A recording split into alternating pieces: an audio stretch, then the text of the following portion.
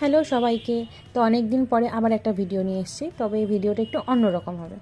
তো আজকের আমি একটা জায়গায় গেছিলাম, তো নামলাম বাস থেকে চৌরাস্তাতে নেমেই ব্লাইন্ড স্কুলের মাঠে দেখলাম বইমেলা হচ্ছে। তো সেকেন্ড কোনো থটই নেই, লাইক আমি মাথায় থট আসার আগেই আমি ওইদিকেই হেঁটে চলে গেলাম। দেখলাম যে বইমেলা হচ্ছে, তো কোনো ব্যাপারই না, চলো যাই, টাকা পকেটে থাক না থাক, বাস বইমেলা হচ্ছে তো যেতেই হবে। চলে গেলাম।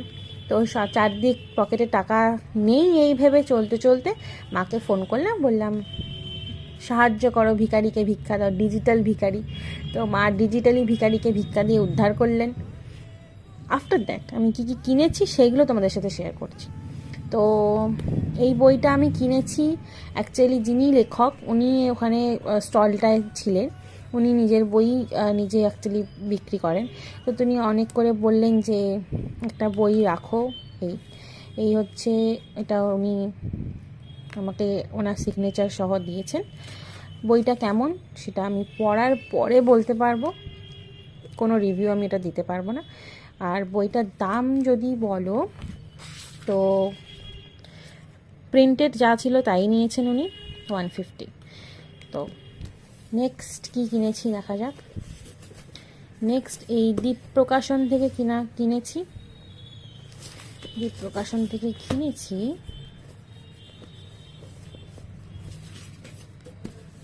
শায়ক আমানের হাওয়ার রাত। এই বইটার অ্যাকচুয়ালি আমি কোন বইটা, অ্যাকচুয়ালি ওখানে 4টে বই ছিল ওনার, তো শায়ক আমানের।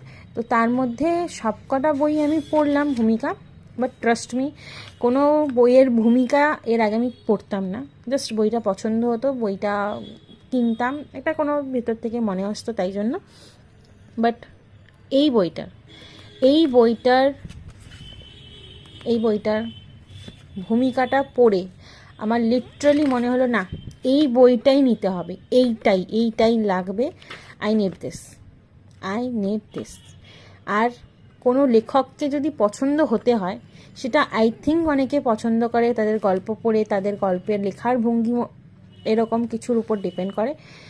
বাট ট্রাস্ট মি, আমি ওনার ভূমিকা দেখে, মানে ওনার ভূমিকা পড়ে, এই বইটার ভূমিকা পড়ে আমি ওনাকে অ্যাজ এ লেখক হিসেবে ভালোবেসে ফেলেছি, ট্রাস্ট মি।